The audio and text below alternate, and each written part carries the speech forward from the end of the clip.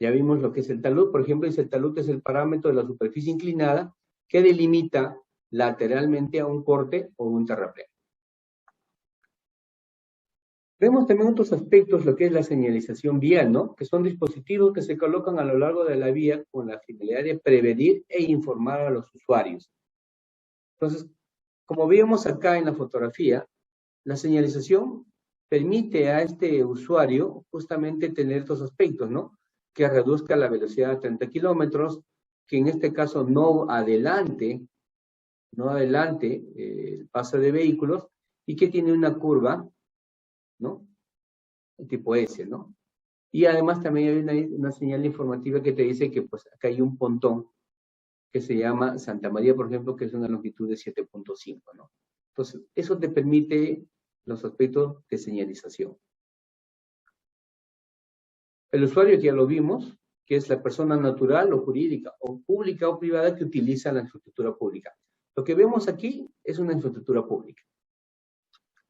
El otro concepto que tenemos que tener claro, ¿qué cosa es una carretera pavimentada?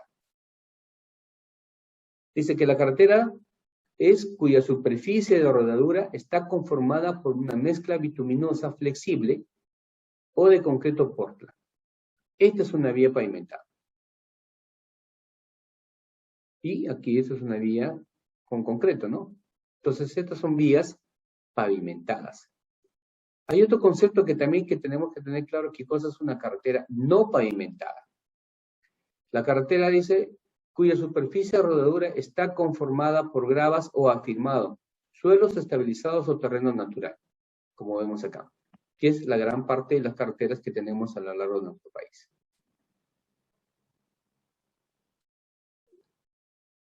Una carretera afirmada dice que es cuando tiene la superficie de rodadura, está constituida por una o más capas de afirmado.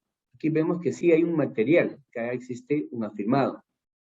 Y una carretera sin afirmar es cuando se encuentra a nivel de subrasante o aquella que la superficie de rodadura ha perdido el afirmado. Entonces, como ven, este tipo de carreteras que están en la fotografía de la margen derecha, en la gran mayoría que tenemos los caminos vecinales y departamentales a lo largo del país, tienen estas características, ¿no?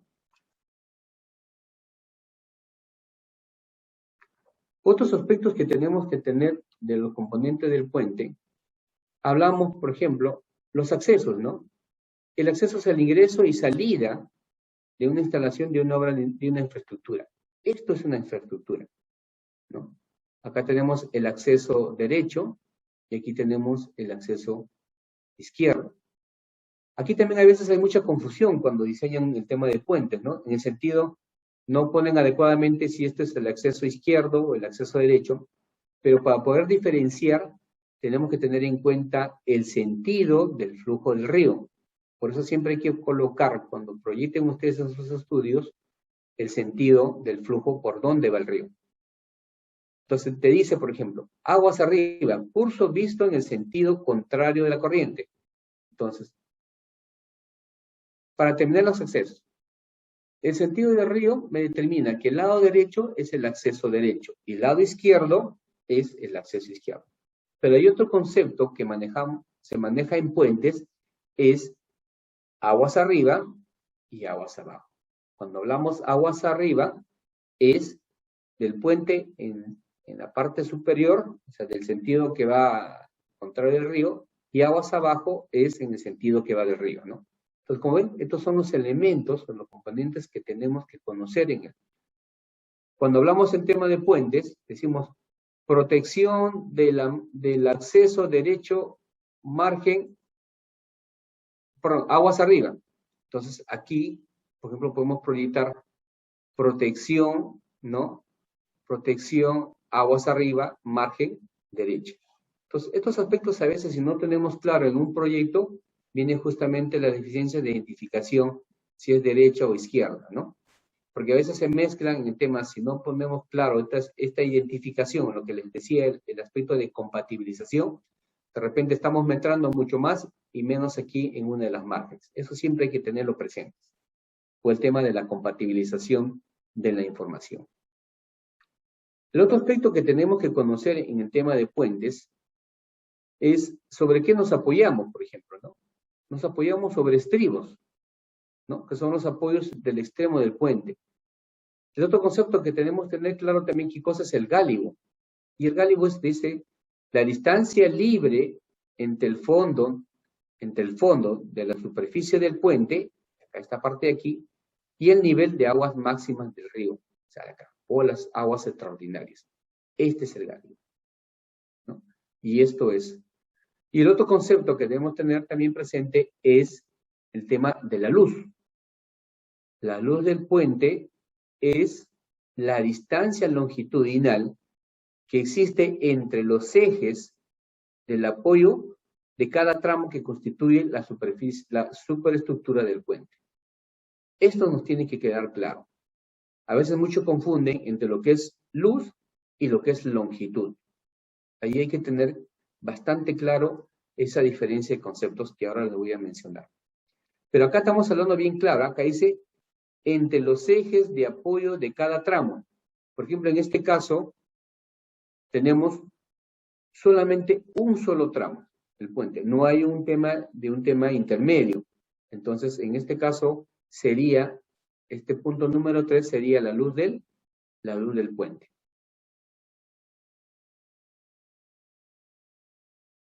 A ver si de repente por ahí me ayudan. Aquí les he puesto, por ejemplo, qué elementos serían con ese concepto, ¿no? Aquí, por ejemplo, tenemos un puente de varios tramos. Entonces, aquí tenemos, por ejemplo, hablábamos de lo que es la luz, ¿no? Dice que es el apoyo, la longitud libre entre apoyos, ¿no? Entonces, aquí tenemos el estribo. Aquí, ¿esto qué le denominamos? Esto sería un pilar y esto sería otro pilar. Y aquí tendríamos, por ejemplo, 3 luces, ¿no? Una luz inicial, porque acá tenemos un apoyo de un estribo sobre un pilar. Tendremos un segundo tramo que hay una segunda luz, ¿no? Que se apoya en otro estribo, perdón, en otro pilar, y tendríamos una tercera que se apoya en el otro estribo.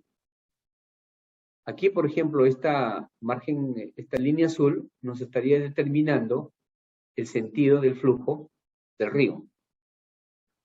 Si volvemos al tema de luces, ¿no? Estamos hablando acá, la luz puede ser 20 metros, esta luz principal puede ser de 50 y esta otra luz puede ser de 40 metros. Entonces, esto es el concepto de luz en un puente. Pero la suma total de estas luces la denominamos longitud. Entonces, la longitud de un puente, cuando decimos este puente, el puente en Espinar, tiene una longitud de 200 metros, pero está compuesta de 3 o 4 tramos, ¿no? De luces de 50, de 75, de 50. Eso hay que diferenciar. ¿Por qué? Cuando hacemos la descripción en nuestro proyecto tenemos que tener claro esas características. Te piden tipo de puente, te piden la luz. Ah, perfecto, la luz. ¿Que es un solo tramo? No. ¿Cuántos tramos? Un solo tramo. No, 2 tramos. En este caso serían un puente de 3 tramos. ¿Cuáles son las luces de los puentes? Luz 1, luz 2 y luz 3. ¿Cuál es la longitud total? 150 o 200 metros. Más los accesos. Acceso derecho más el acceso. En este caso sería el acceso derecho más el acceso izquierdo. Entonces, como ven, aquí hay que completar lo que son los pilares, las obras de protección que podemos tener. En este caso, como veíamos hace un momento, aquí sería la protección aguas arriba. ¿En qué margen? Sería en la margen derecha. Entonces, esto tiene que quedarnos claro, porque hay bastante confusión cuando describen el proyecto a nivel de identificación de un puente, ¿no? Entre el concepto lo que es una luz y el concepto lo que es la longitud.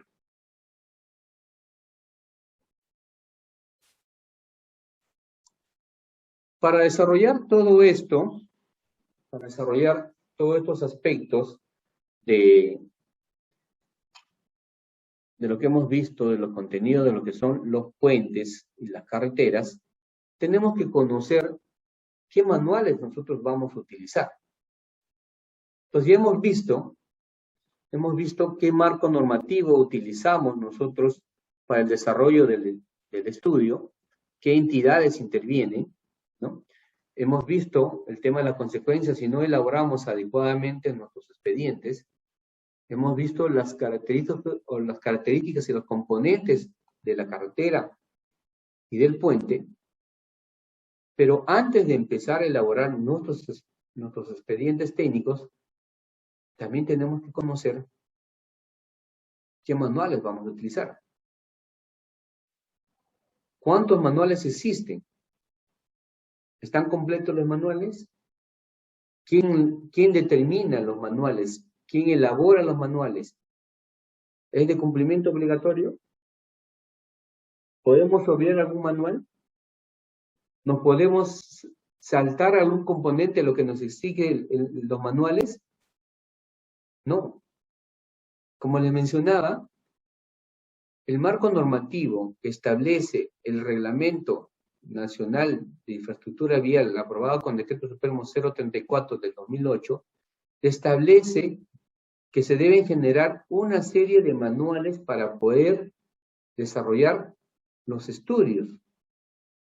Y estos manuales, como les mencionaba, se han ido dando a lo largo de los años. Se han ido dando desde el 2008, del 2010, del 12, el 13, el 14, el 15, el 16, el año 18, y varios de los manuales en ese periodo de tiempo se han ido actualizando. Y la utilización de cada uno de estos manuales es de uso obligatorio de todos los niveles de gobierno. O sea, ¿qué significa? Que los consultores que desarrollen los distritales, los provinciales, los gobiernos regionales y las entidades públicas a nivel de infraestructura vial tienen que utilizar estos manuales. Aquí no hay un tema de excepción. Aquí no hay un tema de que si que la carretera está a 4.000 metros de altura o está a 200 metros sobre el nivel del mar, tienen que usar los manuales para poder diseñar sus proyectos a nivel de carreteras o a nivel de puentes. No hay excepción. No hay excepción porque soy una municipalidad pequeña, porque tengo más o menos recursos, no. Tienen que utilizar. Si no utilizamos estos manuales, lo único que nos vamos a ver perjudicados es en tener productos de mala calidad. Y al tener productos de mala calidad, al momento que se ejecutan, esos proyectos, al momento que van a entrar en operación y en funcionamiento, no van a durar más de 3 o 6 meses, ¿no? Este tipo de proyectos que no han sido formulados adecuadamente. Y más aún, que la ejecución a nivel de proceso constructivo no han tenido los controles adecuados para el desarrollo de las estructuras que tienen que ir permanentemente cuando se ejecuten un proyecto.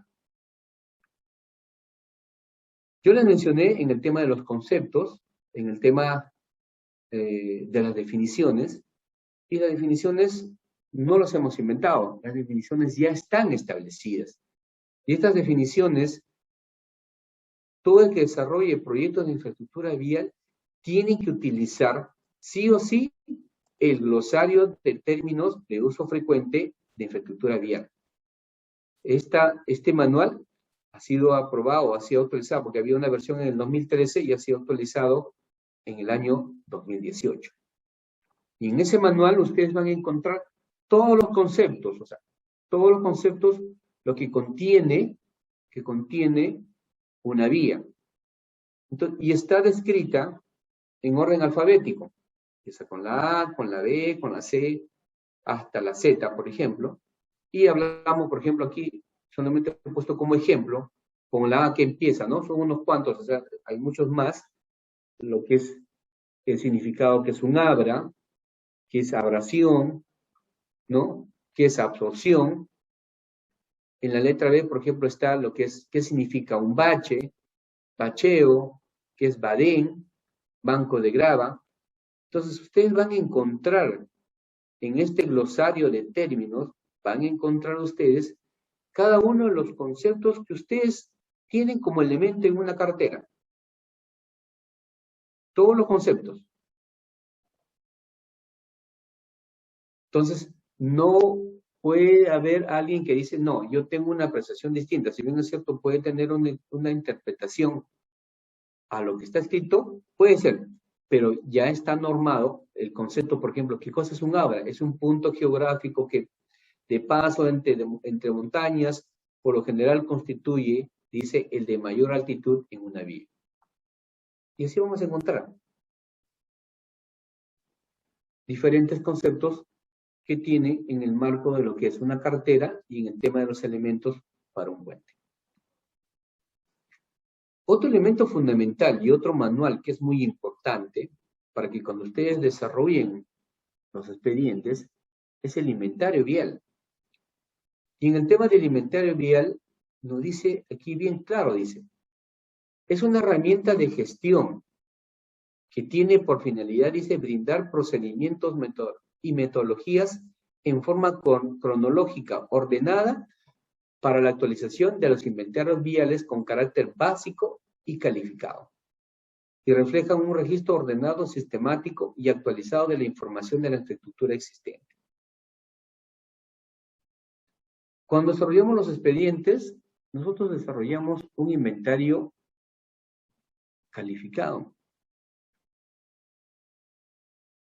Vamos a desarrollar ese inventario pues, con una serie de herramientas.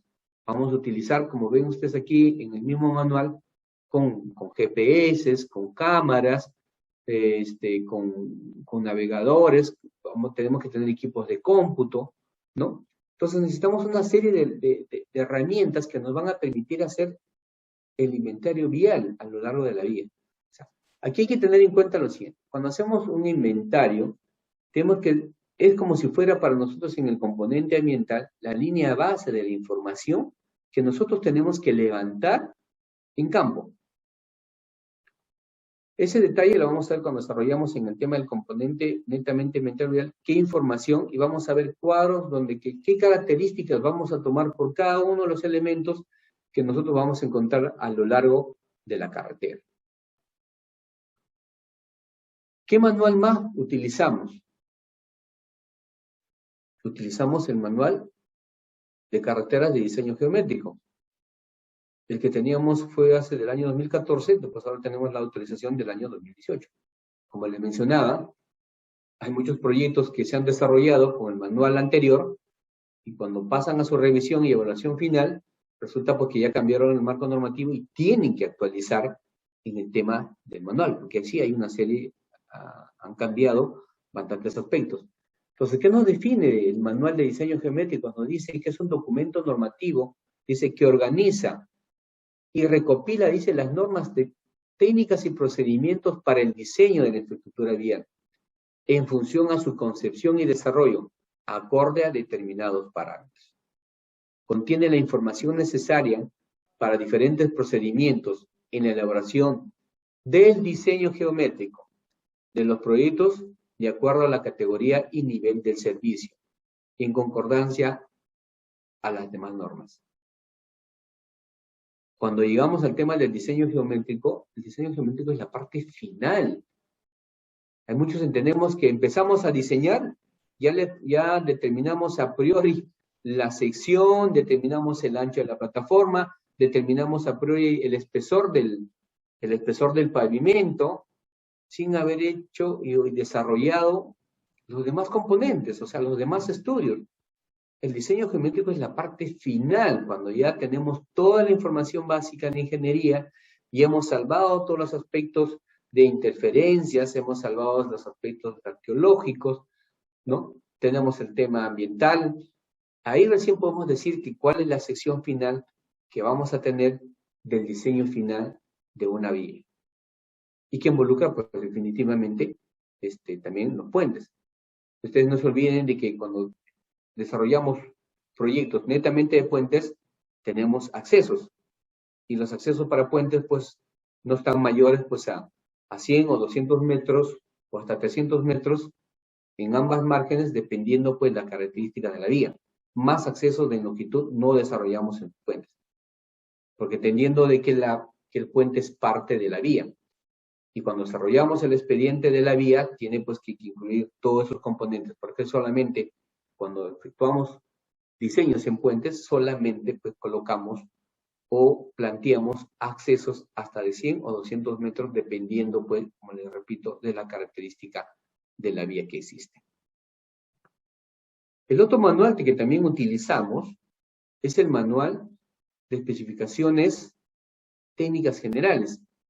En este manual tienen los requisitos, los parámetros y procedimientos y actividades relativas a las obras de infraestructura vial y que tienen el propósito de estandarizar los procesos que conduzcan a sus mejores índices de calidad de la obra, ¿no? Entonces, ¿qué significa? Que estas especificaciones nos van a determinar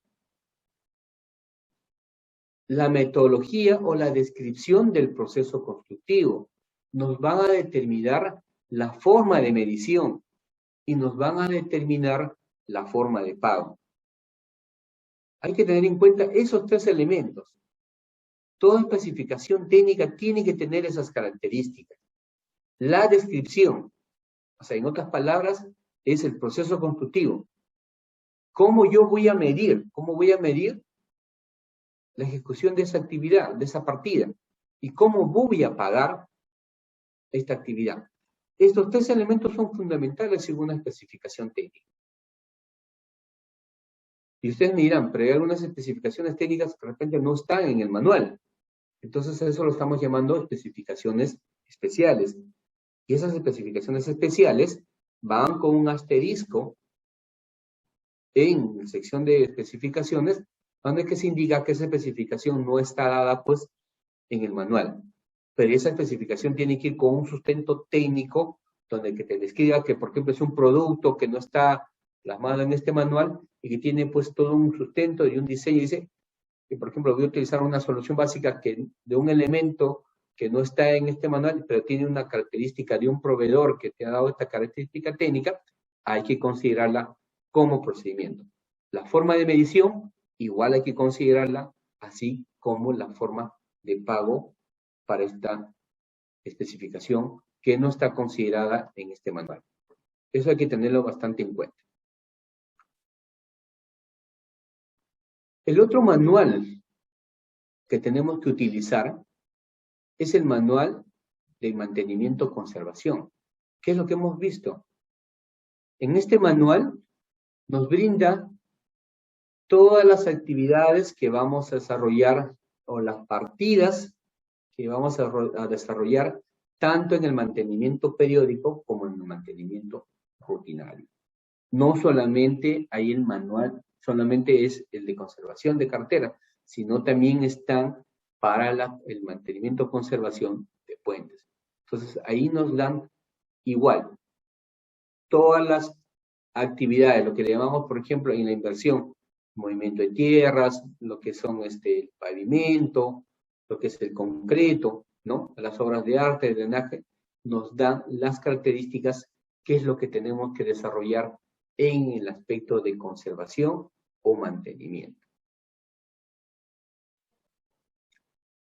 El otro manual que también es muy importante es el de hidrología, hidráulica y drenaje, ¿no? Para las carreteras y para los puentes. Y para los puentes también es muy importante porque en el tema de puentes ahí determinamos, por ejemplo, el nivel de caudal máximo, ¿no? Determinamos los niveles de socavación mínimas locales y generales, ¿no? En el tema de carreteras determinamos el caudal que se necesita para poder determinar los diámetros o las dimensiones de las alcantarillas, de los pontones, ¿no? Si las características que van a tener las cunetas, si van a ser solamente cunetas conformadas a nivel de terreno natural, van a ser de mampostería de piedra, van a ser revestidas de concreto. Entonces, en el tema de hidrología hidráulica, nos van a permitir justamente determinar estos aspectos.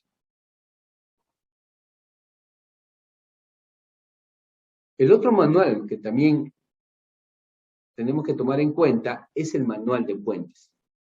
En este manual nos da todas las características necesarias para poder hacer el análisis y el diseño de los puentes, ¿no? De ver todos los requisitos mínimos que se necesita a nivel estructural, ¿no? Cuando hablamos de diseño, ahí nos muestra, pues, con qué tipo de vehículo vamos a diseñar, ¿no? Cuáles son las características del acero, si vamos a plantear estructuras a nivel de estructuras metálicas, por ejemplo, ¿no? O puentes de sección compuesta, que son vigas de alma llena con losas de concreto, ¿no? ¿O qué tipo de puente vamos a plantear? Vamos a plantear puentes en tipo en arco, en este arco con losa inferior o con losa superior, o puentes colgantes con, ¿no? Con torres metálicas, con las cámaras de anclaje, ¿no? Entonces, todas esas características de diseño y tipo de vehículos, ¿no? Que nos determina para el diseño de un puente están establecidas en este manual.